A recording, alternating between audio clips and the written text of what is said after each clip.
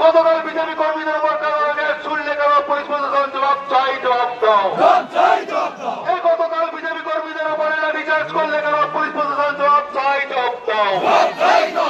গতকাল বিজেপির শান্তি মিছিলের উপর রিচার্জ করলে কেন পুলিশ প্রশাসন জবাব চাই, জবাব দাও। গতকাল বিজেপি দাবি এক দফা এক, দূর দূর দূর হটাও। পশ্চিমবঙ্গ থেকে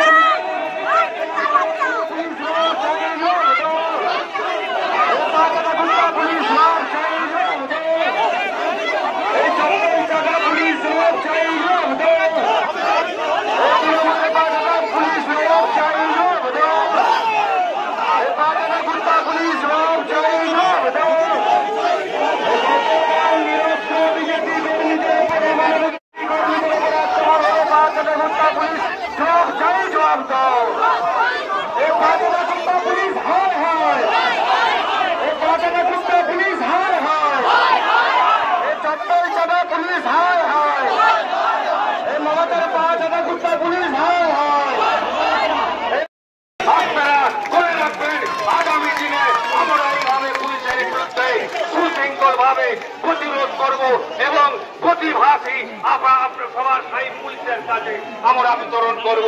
তাই সবাইকে সম্মান জানিয়ে আপনাদের সম্মান রেখে পুলিশের কাছে নির্দিষ্ট প্রতিলিপি দেওয়ার জন্য আমাদের প্রাক্তন সংসদ এলাকার বিপ্লবী নেতা এবং লড়াকু নেতা সম্মানিত দীপেন্দ্র অধিকারীর মহোদয় নেতৃত্বে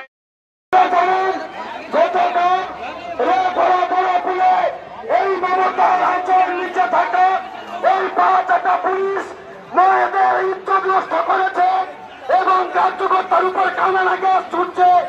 এই তারিখের জন্য এরা ভিতরে ঢুকে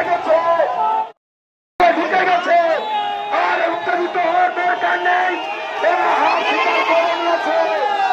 তাই আপনাদেরকে বলছি সবাই সাবধান দিন।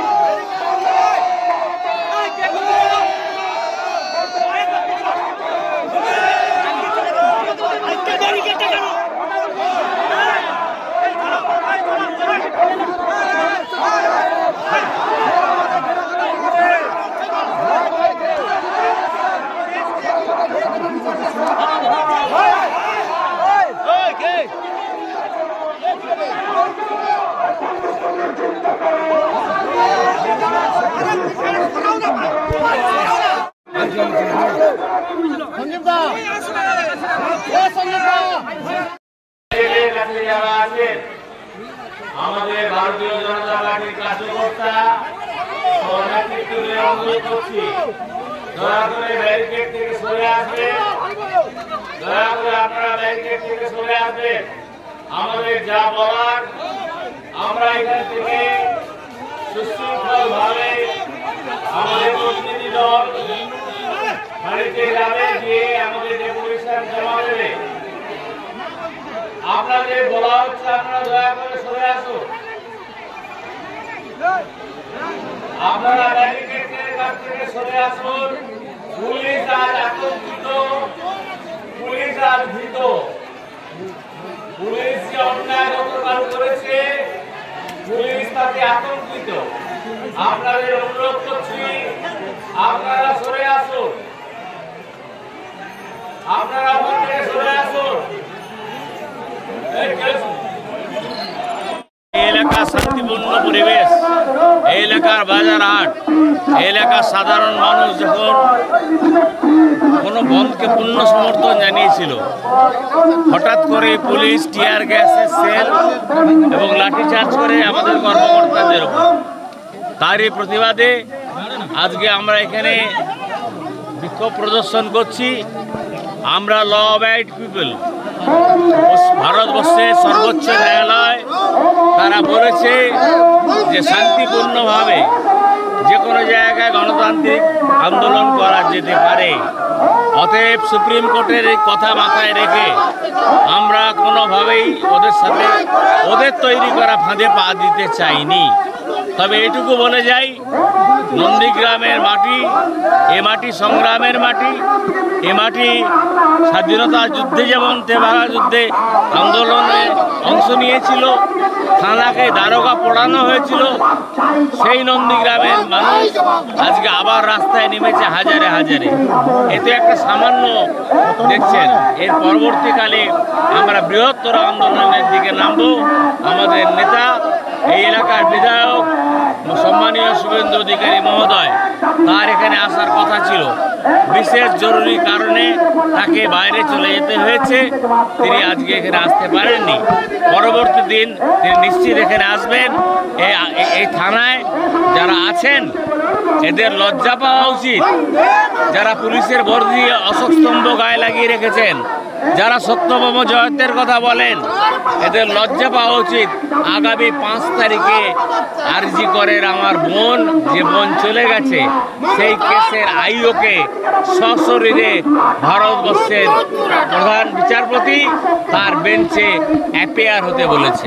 যা এই একটা ফাঁড়ি ঘেরে কর্মসূচি রীতিমতো দুর্গে পরিণত করা হয়েছে।